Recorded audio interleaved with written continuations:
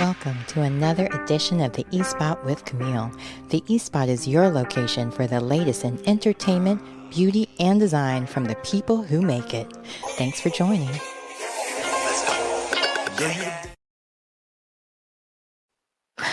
Hello, hello, hello. Welcome to the eSpot with Camille. I'm your host, Camille Cower.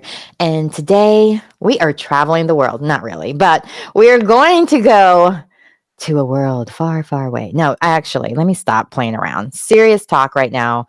I'm super, super excited for you guys to meet my friend, Amy Harmon, who I just happened to meet at a random volunteer group that we worked together. She was the event coordinator. And I was the host, MC, I mean, obviously. And she was so amazing to work with. And then we found we had common ground because the girl is a locations manager on films, has worked on everything from the PTL movie, Eyes on Tammy Faye. I'm sorry, it's a very long title. I screw it up every time. She's worked on Hot Pursuit. She's worked on Homeland. You name it. If it was filmed on the Southeast or the East Coast, there's a good possibility she either was a part of it, knew somebody was a part of it, or scouted it. Okay. So I'm so excited to have the locations manager extraordinaire, which is not very common for a woman. So Women's History Month, I am blowing it out of the park and getting someone that is really fighting the patriarchy every single day on every single job. And oh my God, like she literally sent me like pages of evidence of things she's had to experience, and just like trigger warning for gender based violence at work, I guess would be the best way to kind of summarize that all up. But needless to say, there's a lot of good stories too. So for those of you who are interested in joining in maybe a more male field in set, there's safe spaces. So again, so happy to have you here, Amy. And I cannot wait for you to share how you got started as a locations manager. Thanks, Camille. I'm happy to be here. I got started as in the location department. It was kind of a convoluted route that I took. I had actually just dropped out of law school. And a friend from college, she had started working on Homeland, and I kind of went in there, started as an accounting PA. And then I started doing locations coordinating, which is basically the sit in the office and do the paperwork side of it. And then I just clawed my way up to the top to be a department head. So for novices out there, or even for people who work on set, but like commercials, we don't really need a locations manager for the most part because it's on a studio or it's in the store that we're promoting or so on. So can you share a little bit about exactly what a locations manager? I loved how you were describing some of these things because of course, like for those of us who have worked on films, you get these call sheets and they'll have like this really extensive map on the back where to park and where to go for this, where's catering, where's food, where's home base, where's like all the stuff. And I never even thought about the fact that somebody had to draw that. You know? Yeah. So again, share a little bit about all that locations managers do. I should have brought out a call sheet for an example, but maybe I'll put it in editing. Yeah, so locations is kind of one of those things where we don't really get the thanks for anything. And really the only time we are acknowledged is if something is going wrong. But I don't think that is kind of intentional. I think it's because we're just so deep behind the scenes that people just don't, like you said, think about what goes into what we do. So what happens is you're right. Like a lot of times you only hear about it when it's bad, like with Sarah Jones, the incident that happened with the train. Everybody was like, the locations manager didn't get approval, didn't make sure the train was not working that day or that it was a non-working train track, stuff like that. So yeah, good point. I didn't even think of that. Yeah, it's the prep time that we put behind locations is such long hours. And I mean, I know everyone on film works long hours, but I really love it because it's a great mix of creative interpretation and also logistics. So when a project will start, I'll get the script, and then as I'm reading, I visualize kind of where the real life location could be. And so I get a vision in my head, and then I go out and, photograph and talk to people where this could take place. And then the director will let me know, this is exactly what I wanted. Usually it's this, but like not this. And it's only happened once, but sometimes they'll be like, this is not whatsoever what Yeah. I thought of. Well, how does that process even work? As far, I mean, I know you read the script, and a lot of times within the scripts, they'll have like little descriptions of like exterior, interior, or a city, middle America, or something to that effect. Like, do you have like a specific meeting where you guys really like shove it, like go into the nitty gritty of that? Like, what exactly are they looking for? What state, what city, or is it a matter of you get to come in and just kind of like pitch the whole thing to them? As far as like even part of your interview process, like how does it all work in that sense? 'Cause It's I honestly different truly on. never heard of it. Never, like, I never even think of the locations manager, and that's my bad because again, I mainly work in commercial work. But when I would work for my dad as a unit production, he was a unit production manager. I'd be his assistant and so on. Like locations, I would think of them as like Teamsters, like they were just all the van people crew, not realizing we couldn't do the film without them. Like literally, there would be no place to do it except for unless it's all in studio or AI. But Right. like you really truly do set the tone for the film in a way, or where or how it looks in that sense too. Yeah, absolutely. And it kind of is different on every project. For instance, and this is how it typically goes. I'm scouting for something right now, and I'll read the script, and then have a meeting or a Zoom with the director. In this case, the director is also the writer. And I just kind of ask him, what's your, I don't like to get too specific on like what exactly do you want for this, but I'm just kind of more like, what's your vibe? Like, what kind of aesthetic are you looking for? And then at that point, he or she will let me know, it's this, or this is what I really. They get super specific sometimes. Sometimes they have no idea and just want Yeah. to see what's out there. And like I loved how you detailed how you even like, I guess because a lot of times people have like they're, even though they've been given the opportunity, they sometimes don't feel like they're at that level yet. And so like you were sharing how you would send different locations, like how you would scout them, how you would picture them, how you like just going through the process of even making sure you're qualified enough, because it's there's no degree for this, kids. Like you don't have to go to college for the. Well, I mean, you should always go to college if you can, but it's not like there's a major for this. There's no one that teaches how to become a locations manager, director, so on.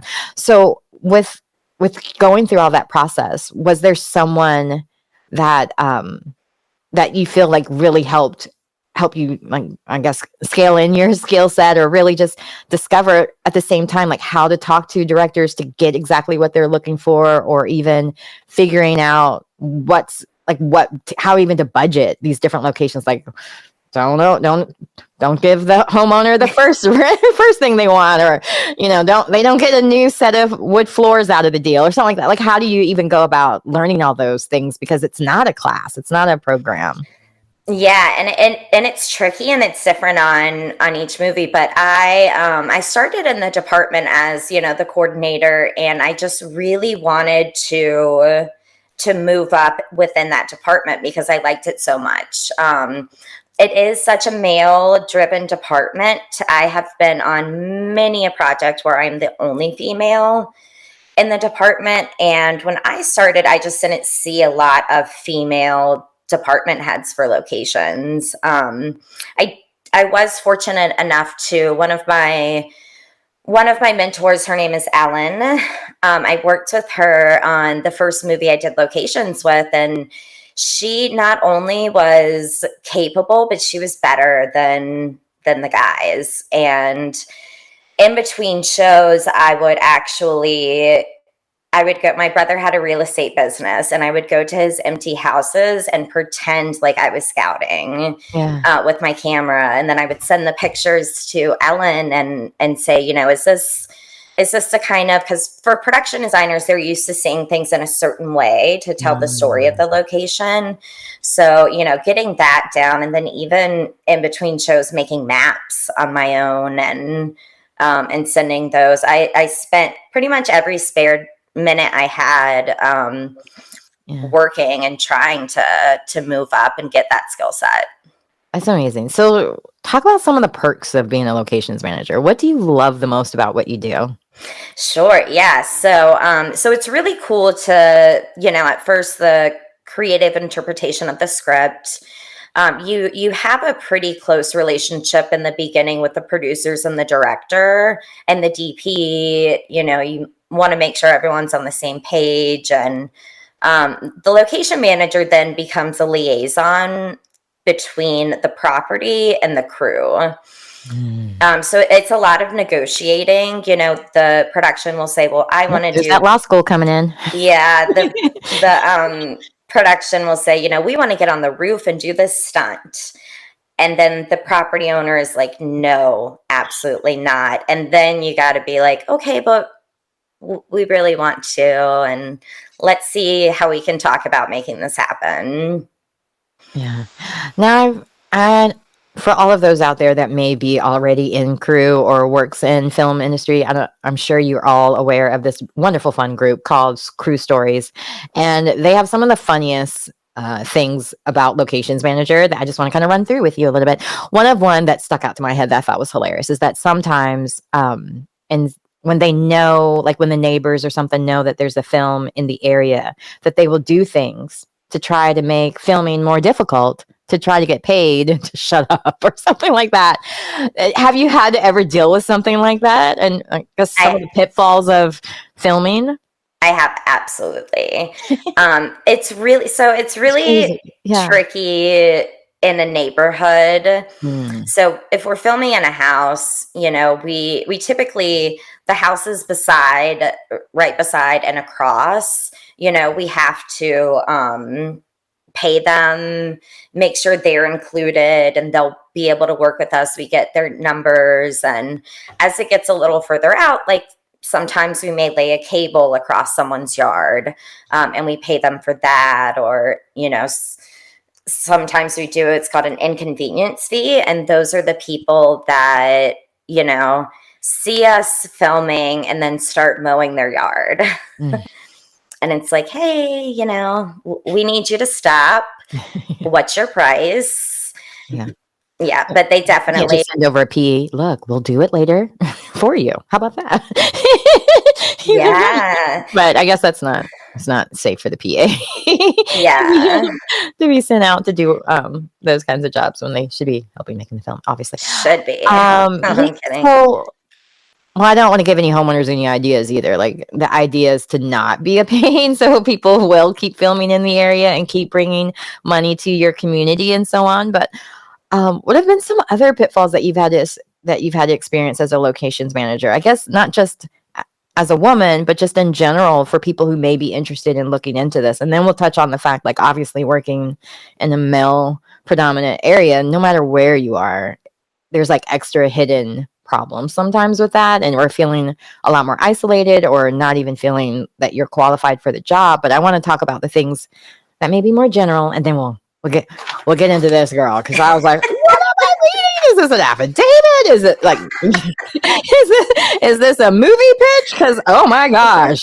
I would like to see all of these men fail for what they've done to you.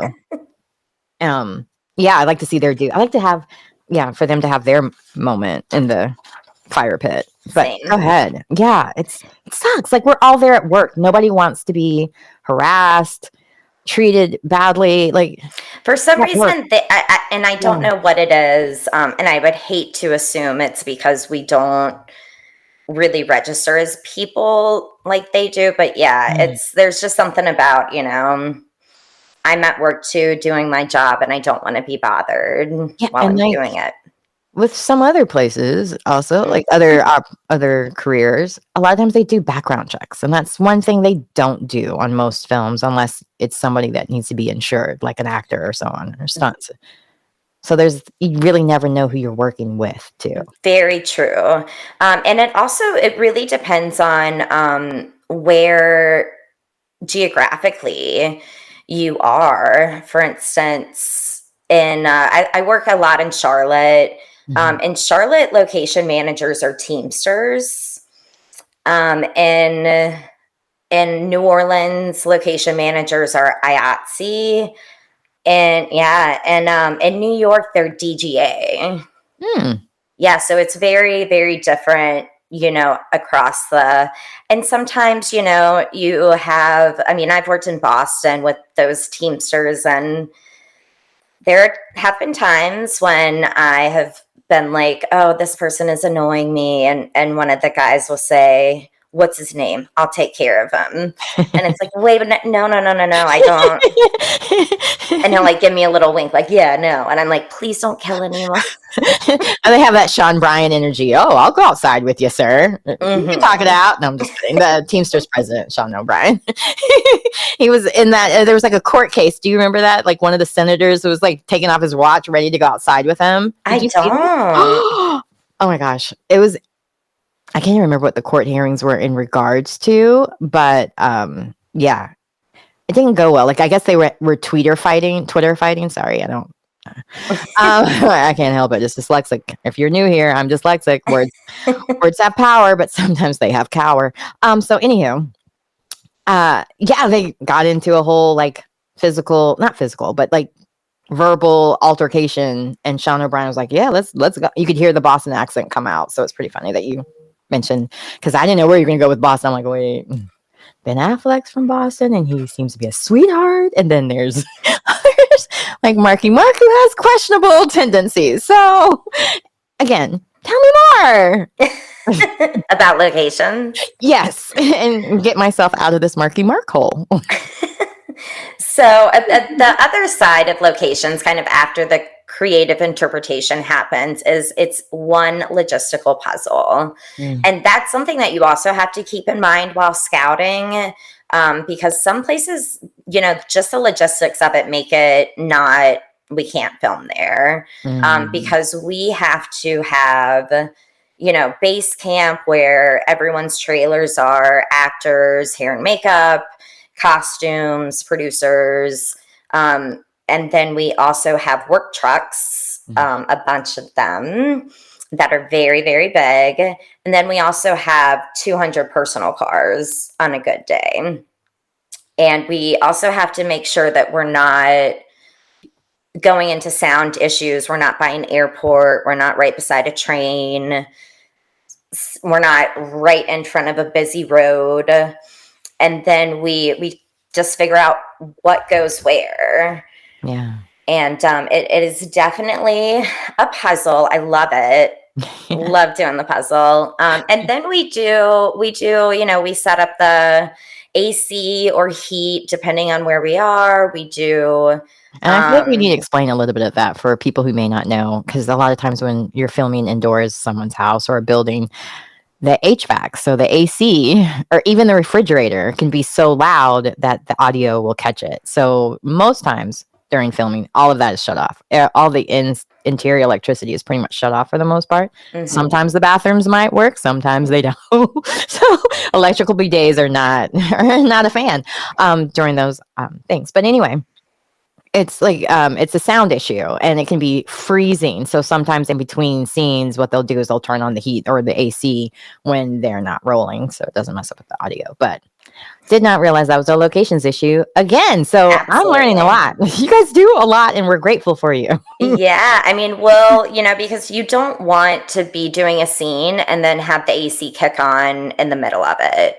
So what we do is we'll have a trailer that has an AC unit on it, and we have like a lot of ducting, and we put it into the house, and we roll it or we do it during cuts.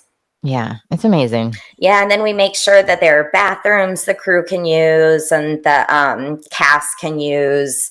Make sure that there's a tent for catering or a space for catering. Make sure there are green rooms. Just a million things that no one would really notice or think about, who did this? But we basically make it to where we prep everything to where the crew can just come in first thing in the morning and be able to shoot. Yeah, and that's another thing I think a lot of times don't realize. Like once you're on set, you don't get to leave usually. Nope. So unless you're a traveling PA or something like that. But So, like, if you need to get your medication, if you need to go to the doctor, if you need to go anything like the Teamsters will help you out with that, the PAs will help you out with that. But for the most part, you can't leave because there's too many risks that could happen with you not being there as talent or even like in the crew sense. So locations really do help with a lot of that. But I remember also you guys, like sometimes on set, people would have like car issues or some types of problems. You guys would bring that into like you knew where to get for that, or you knew who to go to for what, or a lot of times when I would work out of town on gigs, they would give you almost like a welcome kit and it would tell you about the town and where to go to everything, like from vets to doctors, hairstylists, like everything would be in there. And I'm assuming that's all the locations manager doing from finding all these places kind of local. Is that, or It depends. is that Sometimes we Buffalo? do help with the welcome packets. Okay. Typically, production office will do that, but we usually give them some information to include in it. Oh, that's neat. So much Hmm. fun things. Like you're kind of a concierge. You're kind of directing traffic. Like it's a lot to cover. I kind of love that except for the maps part. It sounds like a fun job. I'm dyslexic, so that's why that sounds like a horrible thing for me to do to try to figure out which way people need to go and make sure they get there on time. Um, Hmm. were there any other kind of surprises? Because I know the first time I was on set, and I wasn't on one of my dad's sets because a lot different when you're the, the producer's kid or the assistant director's kid. You kind of get to run wherever you want, however you want to some extent. And when I was working for myself and starting my own career, my own path here in North Carolina, I was a stand-in on this film called Having Our Say that was filmed in Charlotte. And it was the first time I was working as someone, I guess, technically below the line. And the first time I had to sit and eat at the extras table. Well, they didn't have a tent. Only people above the line and the crew and the like predominant cast, they got the tent and all this wonderful things. Finally, as a stand-in, they were like, oh wait, she's changing colors. We might need to have her stay inside of the tent during lunches and so on. But I wonder for you, what was that first like experiencing? Like there is even within like on filming, there's still that kind of hierarchy as within the industry. Like you kind of, I don't know, like it really bothered me in a way because I was like, they're working the same amount of hours. Why is their food hot dogs and brownies? Or I get it, the celebrities or whoever, the big dogs might need lobster, but couldn't they just get sea bass? Like, why is this? I know you don't do catering, but I'm just saying, why is there that discrepancy? Do you know? I mean, I guess budgeting, but it seems awfully cruel at the same time. I agree. I have, before I even got into the film industry, before I even knew that it was going to be my career, Yeah. I was an extra for a few different things, and I completely agree. I mean, you are a second class citizen, Mm-hmm. and they will keep you out in the freezing cold, and have you see a table with like snacks and hot drinks, and you go over, and they're like crew only. Mm-hmm. Mm-hmm. So yeah, there's a big, and especially if it's I mean, sometimes for some scenes we have 200-300 extras. Oof. I can So imagine the hot it's dogs and brownies on that day. yeah, But and yeah. they also have to go through hair, makeup, wardrobe. So it's we try. Most people try to make sure that they're comfortable and included and know what's going on.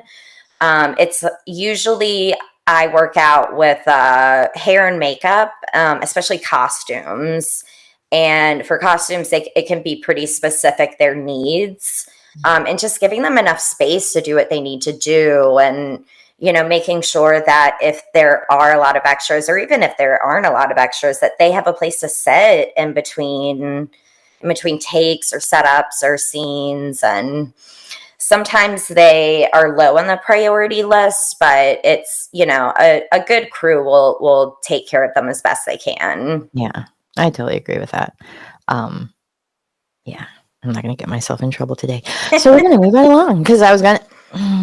Yeah, screw it. So a long time ago, I worked on this film and I was a stand-in, and they refused to like give us seats, and Mm, I was like, you have 30 director's chairs in your truck. You mhm. can't. We were literally working every day because we were the main characters stand-ins. It's like you can't give us anything.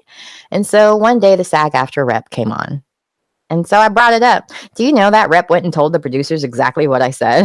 did not try to. It's like, yeah, she's kind of spoiled. She want Wow. Yeah, I've never complained to SAG ever again since. Wow. Uh, they don't really help here in North Carolina. This was in California. They don't. And North Carolina, so in some states, extras are SAG members. Mhm. And even then, it gets tricky because you'll have some extras that are SAG and then some I was extras SAG. that aren't SAG. Yeah. And to, even that difference between, SAG has to have this and this and this, but these Mhm. other people are completely non-union. They have no recourse. So they get what they get. Mm.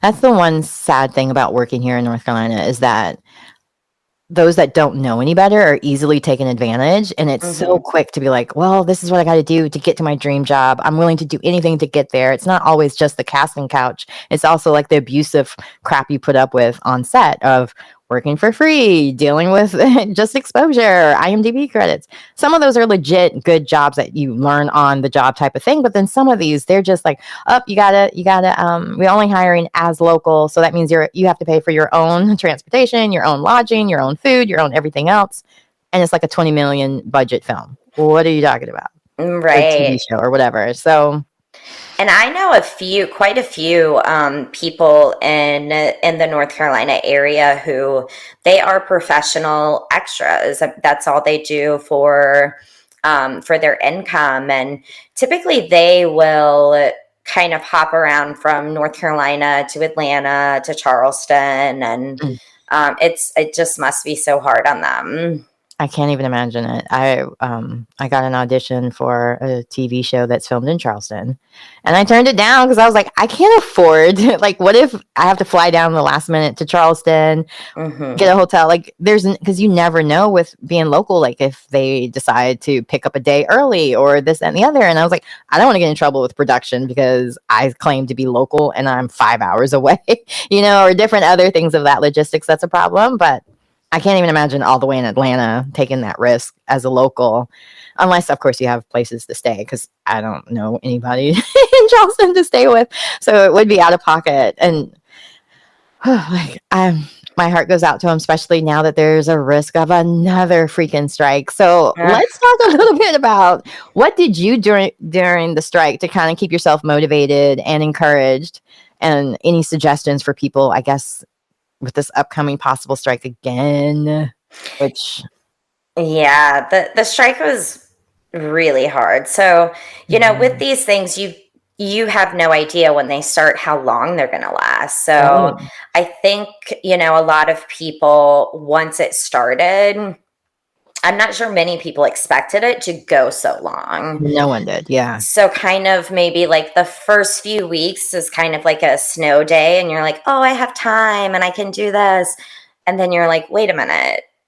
I also need money." Yeah. And it was like everyone was off for once too. So it wasn't like I'm just not working. Mhm. There's no projects for me. Everybody's not working. So there was also that collective energy of what do we do? Yeah, and so one of the cool things that I saw with the strike is just how even IATSE members and Teamsters, we all stood with Mhm. SAG and WGA, because we agree, like we all need to have increases in pay. We need to have the protections, in this changing technological world. And Mhm. then also just, it's we need to get raises, when we need to get raises, just like everyone else. Right. Inflation, cost of living. So And the and the it, fact that movie making has gone down in price as far as like you're not paying $70,000 a minute just on film, like because it's digital too. yeah, yeah. So it was really kind of bittersweet for us because although we 100% stand with Yeah. SAG and WGA, we're also like, but we need to work. Mhm. And also, it's not only a financial hit. It was for me, it was a big kind of hit to my ego. I get a lot of value from working and being good at my job. Mm-hmm. So, not having that for so long, I didn't realize it was really taking a hit on me. Yeah. But what I did do is I still needed some creative, pursuits. So my best friend is a production coordinator, and we started a podcast because we're like, we have Ah, nothing else to that's how do this right happened. now. HB2. Yep. Yeah. Yeah. So go ahead, share. So you tell a little bit about your podcast too, because I love that people are finding ways to share their voice, share their narratives. Because I mean, obviously everybody was like glued for a little bit to the "Who the F Did I Marry?" Basically a podcast in TikTok form.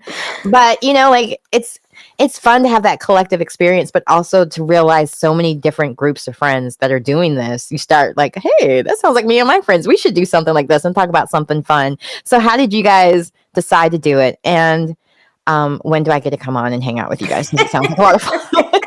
I want to be a part of the Supremes. I'll be the third wheel. Just kidding. We would love to have you on anytime.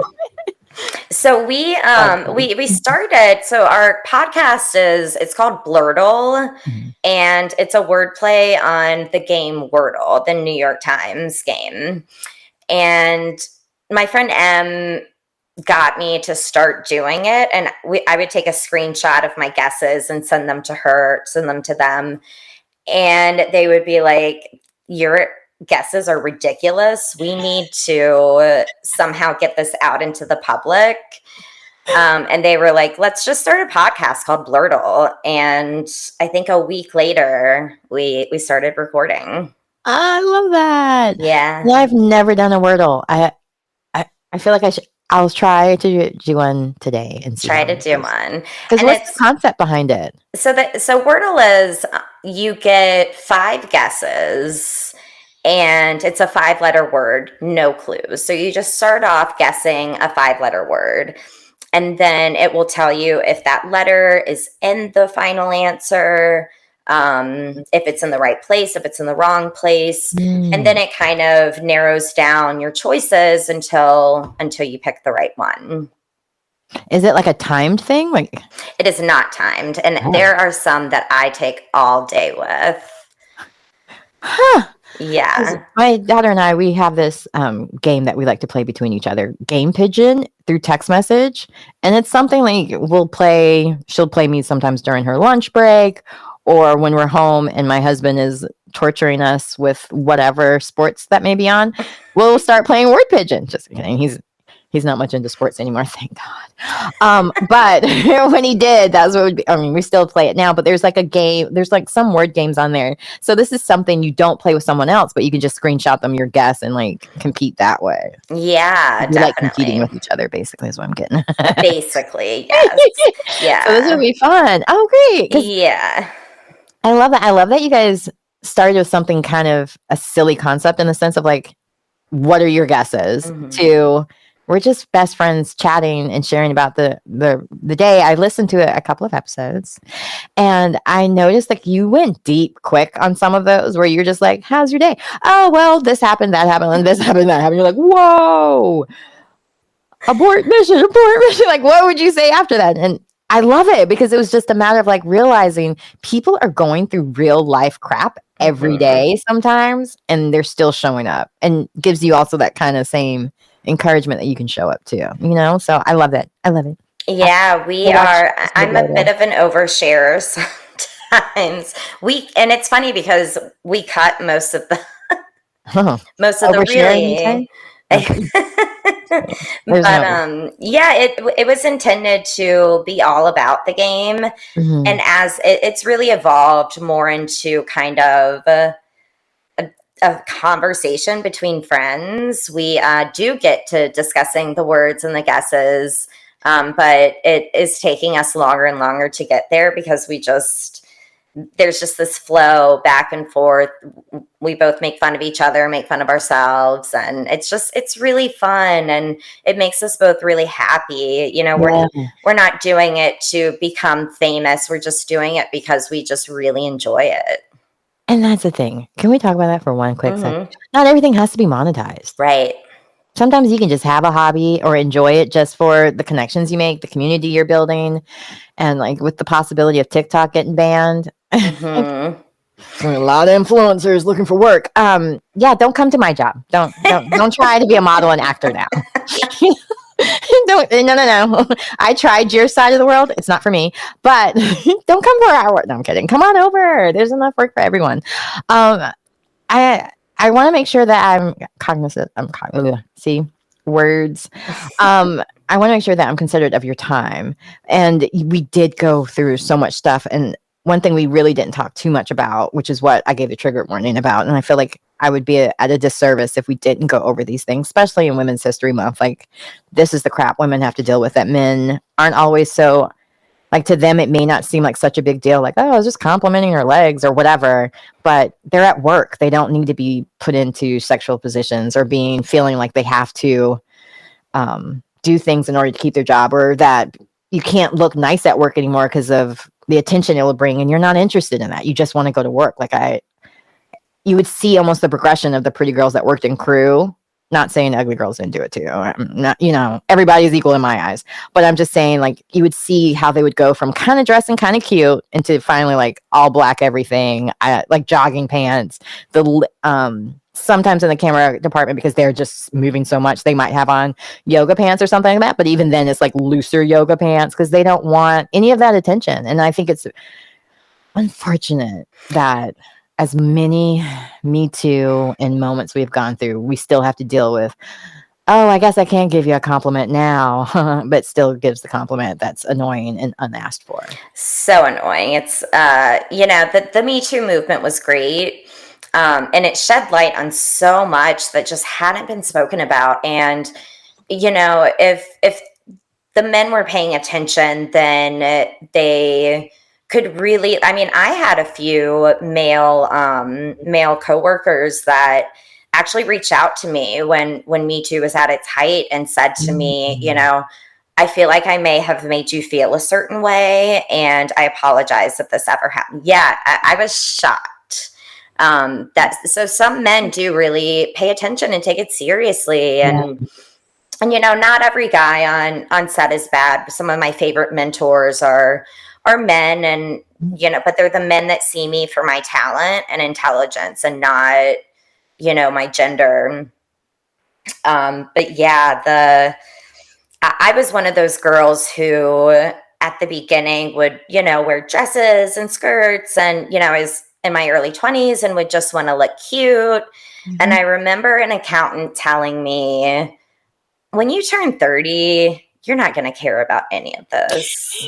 And I thought to myself, I'm going to be like that. Like, this is who I am forever. Yeah. And I definitely change. And I won't wear, I do a check in the mirror before I go to work to make sure that I'm not, and it sucks to say it like that because there should be no reason that you should be able to walk around naked and not right. But the reality is you can't.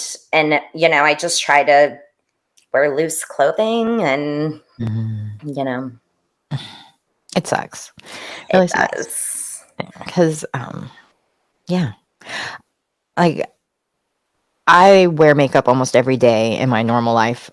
Maybe not every day, but anytime I'm going out in public to some extent, because as much as there's that discord with the guys, there's also, being a Black woman, sometimes you're treated less than if you don't look professional all the damn time. So there's like this weird balance I always have to feel like when I'm leaving the house, and it's so much extra that I don't even want to deal with. Sometimes I'm like, I'll just stay home. Like, it's not even worth it. Or if I can like go into even different events, if I can't have a friend with me, because it's gotten to a point where I get so much anxiety over figuring out how to handle those situations properly so it doesn't escalate, because my old way of handling that was a lot of time like freezing, like, whoa, I'm not used to people trying to own my body and do things to me without my permission. And then I would laugh it off like, you can't be serious. Are you ridiculous? And then I was always feeling so gross and icky afterwards. I just kept trying to figure out, how do I avoid this? As I got older, I was like, oh, it'll get less. As I got married, I was like, oh, the wedding ring will keep. I've had dudes grab me and say horrible things right there in front of my husband within earshot. Like they don't care sometimes. And it's so unfortunate that we have to put up with this. And so I'm glad that you were able to speak out about it and just really share, because that's the thing, since we were friends in real life. She gave me a list of things that she was perfectly comfortable about talking about in public. So I'm just letting you guys know I didn't like, hey, by the way, let me talk about your deepest, darkest, worst parts of your job and put you in a position where it might happen even more because you talked about it. But we like that was some of the things we bonded over because we both have experienced sexism by the same person here in North Carolina who has a lot of control over North Carolina's films and keeps putting us in positions where it's dangerous. And so you got to speak up about it now, and so we did. And we're slowly getting traction with other women to also start speaking up more about these men who think they're going unnoticed and that no one's talking about them. Your Yeah. turn's coming up. Yeah, and it's so tricky to handle a response, because not every response is applicable in every situation. Right. And one of the things that I mentioned to you in that insane 4-page document was, one of my first show that I worked on, I had a pretty severe harassment situation. And I didn't know, I thought, should I go to the UPM? It's the day before, our first day of filming. I don't want to cause any problems. I don't want to be, looked at as the girl that is causing a problem or, especially when you speak up about feminism, a lot of men will just tune out immediately because they're like, oh, she's a feminist. Like it's a bad thing. Yeah. Oh, she's going to cause trouble for us. Yeah. So it took me a while, specifically in film to figure out how to deal with that stuff tactfully because it never stopped happening. Right. It still happens on every project I'm on in some way, shape, or form. It's so sickening. Mm-hmm. And I'm sorry. Yeah. It shouldn't be happening anymore. Like it's 2024. Granted, we thought we were making a lot of different gains, I think, collectively since during the pandemic. Like we were all fighting the same. Well, not all of us. Some of us were fighting conspiracy theories. But for those of us that were all fighting the same evil, COVID, it felt like we were all like trying to do better for humanity. Like the Black Lives Movement and like the intersection of feminism and so on. And it's just like, I don't know what happened in 2024 where it just feels like everything's trying to reverse. And I'm loving that you're one of the few, or not one of the few, but you're one of the women here who is definitely trying to not let those reverses happen beyond just keeping our uterus out of government, Right. But beyond that, well, I don't even have a uterus, so sorry. But I'm safe from them. But they still have control of my life because I have endometriosis and that's a women's health issue. And I have to, Anywho, my point is this. I'm really grateful for your advocacy, for you getting involved, for you being a volunteer and getting to meet you and work with you, and for being on my podcast today. And of course, make sure everyone listens and watches, or I shouldn't say watches. I'm so used to saying that for my show. Listens to Blurtle as well, because you're going to love it. But is there any last thoughts you would like to leave? Because this is a long one. Usually I've been keeping it under 30, but we both got the gift of gab and ADHD, so here we are. We do. I don't have any meds anymore. So. We had a 3.5-hour conversation on the phone. Oh my God, it was so much fun. 3 hours and 33 minutes. That's true. Because I screenshot right before we hung up because it was so cool. That was 333.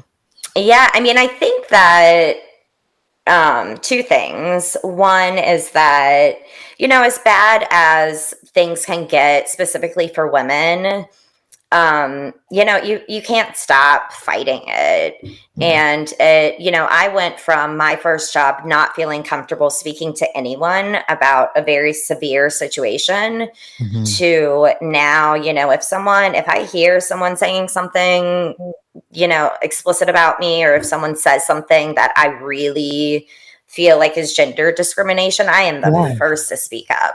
And if someone doesn't do anything, there's always an HR number. And that's the thing, like that the more we're on set, the more we need to have each other's back too. Because that was the other thing I think that you mentioned, like sometimes the women are just as bad as far as believing you when you do come to them. So let's have each Yes. other's back a little bit more on this too.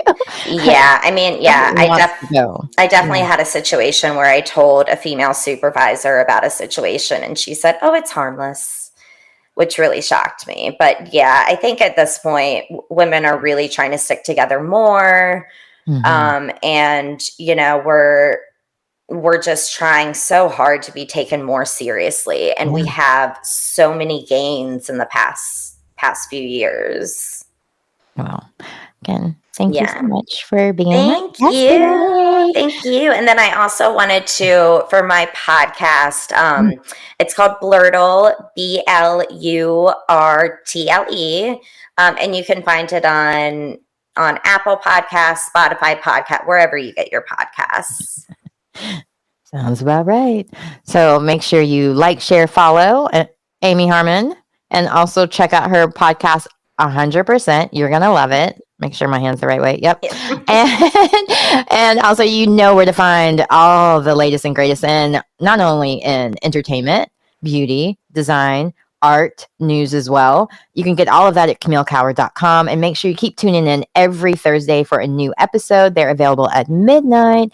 So unlike Love is Blind, who's making me wait till 9 p.m. to watch the reunion, this was pre-recorded. But yeah, can't wait for you guys to watch this, and make sure you share it with your friends, and definitely like keep in touch. Let us know if there's anything you want to change, do, or if you want to be a guest as well. All right, have a great one. CamilleCower.com. Thanks. You can get it, looking exquisite, no competition, stay on a pivot. Who be watching, they be plotting, she so motherfucking independent. Mama be busy, got on her grind, she had to get out her mama house. Daddy be tripping, now she be whipping, ain't no more.